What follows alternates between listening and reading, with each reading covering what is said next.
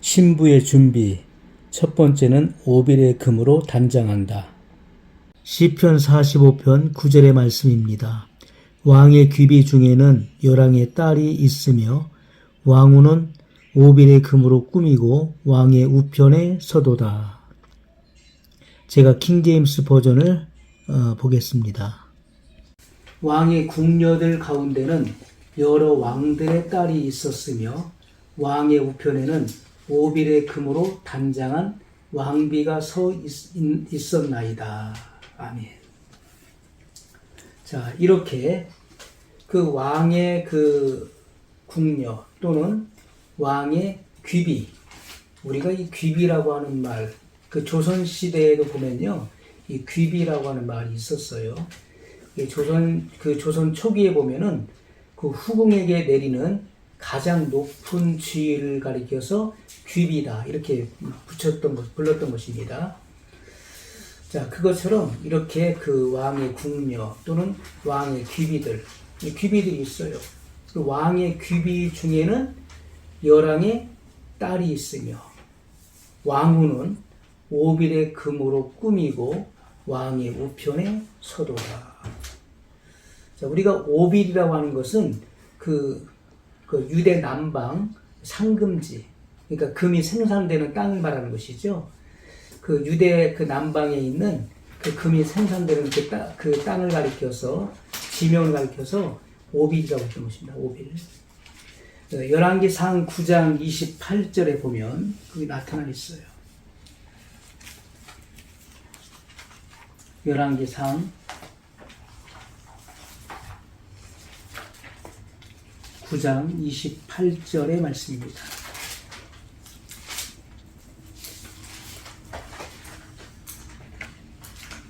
저희가 오빌에 이르러 거기서 금 420달란트를 얻고 솔로몬 왕에게로 가져왔더라.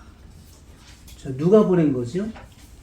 히람이라고 하는 사람이, 히람 27절에 히람이 자기 종 곧 바다에 익숙한 사공들을 솔로몬의 종과 함께 그 배로 보내매 이렇게 나와 있어요. 이 히람이 누구냐면은 11절에 보면 갈릴리 땅의 성읍 20을 히람에게 주었으니 이는 두루왕 히람이, 이 두루왕이었습니다. 히람은 솔로몬에게 그 온갖 소원대로 백향목과 잣나무와 금을 지공하였다. 이 필요한 물품을 주었다는 거예요. 솔로몬이 그 성전을 건축할 때 이 두루왕 히람이 거기 협조했던 것을 우리가 알 수가 있습니다. 자, 이렇게 그 오빌에 이르러 거기서 금 420달란트, 그러면 약 14톤에 해당돼요. 14톤. 금 14톤을 솔로몬 왕에게 가져왔다. 이런 말씀이 나오고 있습니다. 자, 그래서 이 왕후는 많은 궁녀, 귀비들이 있어요. 하지만은 그 왕후는 왕의 오른편에 선다는 거예요. 그리고 이 왕후는 오빌의 금으로 단장한다. 이렇게 말씀하고 있는 거예요. 그러니까 많은 귀비들이 있어도 그 귀비들과 구분되는 것이죠. 왕후는 구분된다.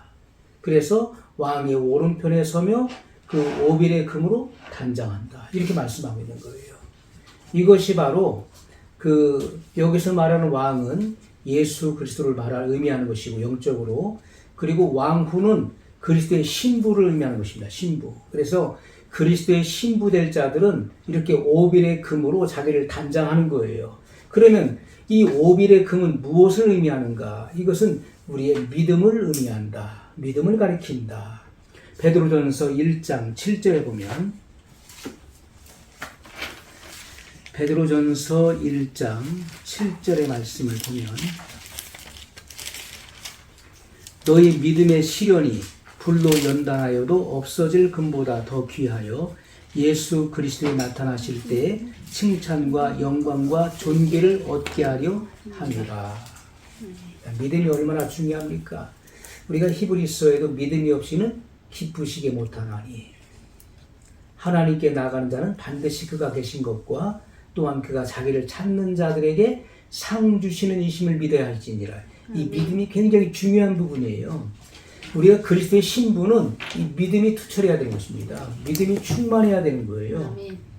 자, 이렇게 너희 믿음의 시련이 불로 연단하여도 없어질 금보다 더 귀하여 예수 그리스도에 나타나실 때에 이 재림을 말하는 것이죠. 칭찬과 영광과 존귀를 얻게 하려 함이라. 무슨 말씀이죠? 불로 연단하여도 없어지지 아니할 믿음을 말하는 거예요. 이것은 강력한 불같은 시련을 통과한 믿음을 의미하는 것입니다. 불같은 시련을 통과해서 얻어진 믿음을 의미한다. 그러니까 우리가 금이 귀한 것은 금은 불변색이잖아요. 변하지 않는 색, 불변한다. 색이 변하지 않는 것입니다. 그러나 은이나 쇠는 변색되죠. 제가 옛날에 신학대학을 졸업할 때 제 후배들 기도를 같이 제가 데리고 같이 기도 훈련을 시키고 기도를 같이 했던 후배들하고 반지를 하나 만들기로 했어요. 그래서 십자가 우리 이제 성결이라고 해가지고 가운데 십자가가 새겨진 돈이 없어서 은반지를 하자고 그랬어요. 처음에 금으로 했으면 좋겠는데 그만한 형편들이 안 돼서 은으로 하자. 은은 좀 저렴하니까. 그래서 제가 이제 그것을 고안을 했어요. 안에 저기를 새겨지는 문양을 고안해서 후배한테 시켰어요. 야, 내가 고안한 대로 가서 금은 보석 가게 가서 이렇게 해달라고 해라. 그래서 그날이 왔어요. 후배가 그걸 찾아갖고 왔어요. 깜짝 놀란 거예요. 너무 못했어요. 너무너무. 제가 고안했었던 그런 거하고는 전혀 다르게 그냥 수작업으로 했나 봐요. 그래서 너무너무 보기가 안 좋은 거예요. 그래가지고 한번 끼워보고 그 다음에는 상자에다 넣어놨어요. 넣어놓고서 잊어버렸죠. 그리고 몇 년 후에 생각이 난 거예요. 은반지가 있었지. 옛날 추억을 떠올리면서 상자를 열었더니요. 거의 시커멓게 변해버린 거예요. 야, 이 은은 변하는구나. 은은 사용을 안 하니까 그렇게 흉측하게 변해가지고 치약으로 닦고도 안 지워지더라고요. 그게 변색된 거예요. 우리가 이 금의 가치는, 금이 귀한 것은 변색되지 않는다. 불변색이다. 그러나 은이나 쇠는 변하죠. 성도의 신앙도 변치 않는 동시에 세상에 빛이 돼야 된다. 세상에 빛이 돼야 된다. 그래서 신부의 이 단장, 오빌의 금, 바로 변치 않는 믿음, 불같은 시련을 통과하여 얻어진 믿음을 의미한다. 이렇게 단장하는 것입니다. 두 번째, 세마포 옷으로 단장하는 거예요. 요한계시록 19장 8절에 보면 그에게 허락하사 빛나고 깨끗한 세마포를 입게 하셨은즉 이 세마포는 성도들의 옳은 행실이로다 하더라. 아멘. 자, 옛날 한글 성경에 보면 그 아내가 은혜를 받아 깨끗하고 화려한 세마포를 입었은즉 이 세마포는 성도의 의로운 행실이로다. 이렇게 나타나 있어요. 자, 주님을 맞이할 두 번째 준비가 뭡니까? 세마포와 같은 행실이다. 우리가 금을 믿음이라고 한다면 세마포는 행실이다. 그러면 믿음이라고 하는 것은 내적인 것이죠. 내면적. 그것은 안에 감추어진 것, 안에 담고 있는 것을 의미하는 거예요. 믿음은 우리 안에 담고 있는 본질이 되어야 되는 거예요. 믿음이 바로 우리의 내면의 본질, 우리 감춰져 있는 이 믿음의 비밀을 가진 자가 되어야 되는 것입니다. 행실은 외면적인 거예요. 표면적. 그래서 이 믿음이 있는 사람, 내면의 믿음을 가지고 있는 사람은 그의 행실로서 그 믿음이 표출되는 것이죠. 그래서 이 세마포 옷으로 단장하는 것이다.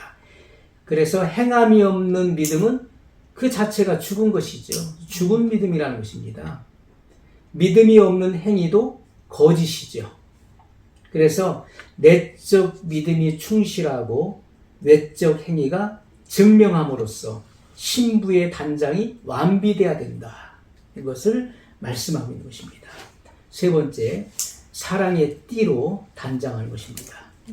골로새서 3장 14절의 말씀입니다.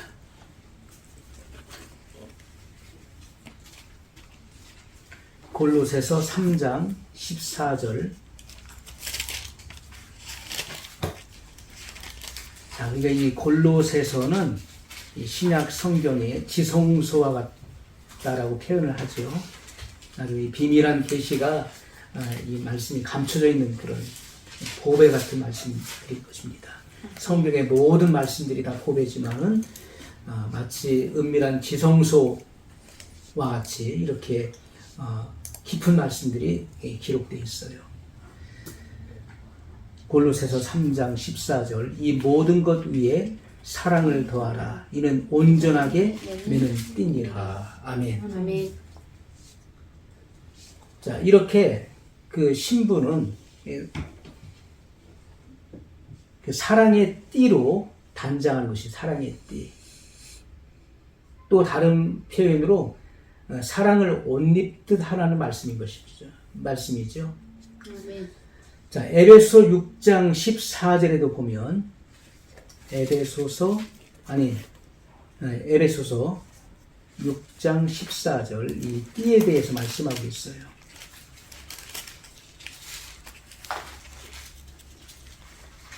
(6장 14절) 그런즉 서서 진리로 너희 허리띠를 띠고 의의 흉배를 붙이고.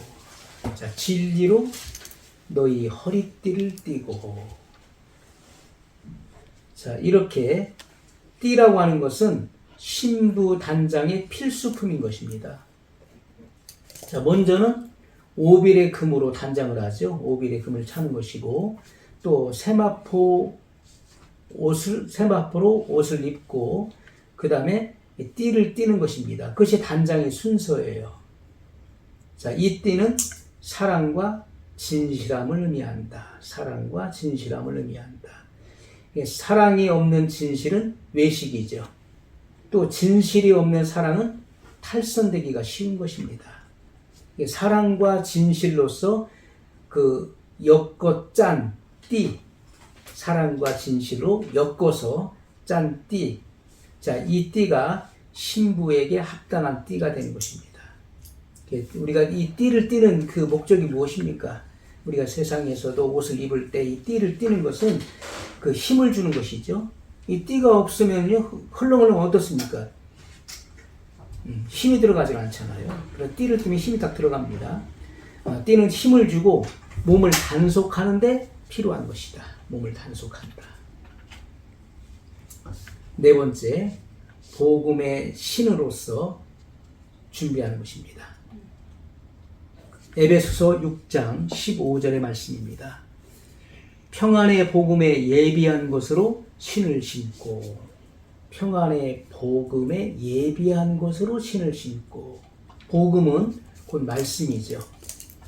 자, 우리가 신을 신는 그 목적은 무엇입니까? 신은 서게 하죠. 서고 또 걸어가고 일하는 데 필요한 것입니다. 우리가 맨발로 서서 걸어 다니고 또 일을 할 수 없잖아요. 신이 필요한 것이죠. 그것처럼 성도가 하나님 말씀에 굳게 서야 된다는 것. 또 그 말씀으로 걸어가야 되는 것이고 그 말씀에 의지하여 일을 해야 된다는 것입니다. 그것을 우리에게 그 의미를 주고 있는 거예요. 신이 서고 걸어가고 일하는 데 필요한 것처럼 성도가 하나님 말씀에 굳게 서고 그 말씀으로 걸어가고 그 말씀으로 일해야 된다. 아멘. 자, 말씀보다 사람의 말을 의지하고 또 신학에 의지하여 서는 사람은 곧 넘어지게 되는 것입니다. 신학보다도 위에 있는 것이 하나님의 말씀이에요. 신학은 말씀을 학문화한 것입니다. 신학은 변할 수 있는 거예요. 시대와 또 세대 가운데서 언제든지 변할 수도 있는 것입니다. 하지만 하나님 말씀은 변할 수가 없는 것이죠. 정황무오한 복음의 신을 신는 자만이 주님 앞에 설 수 있다. 아멘. 하나님 말씀은 정확무오하다. 1.1핵도 변할 수 없는 것입니다. 변하는 것은 진리가 될 수 없는 거예요. 변개될 수 없는 것. 세상 지나고 시대가 세월이 흘러도 절대 불변한 것만이 진리인 것입니다. 하나님 말씀은 정확무오한 진리이다.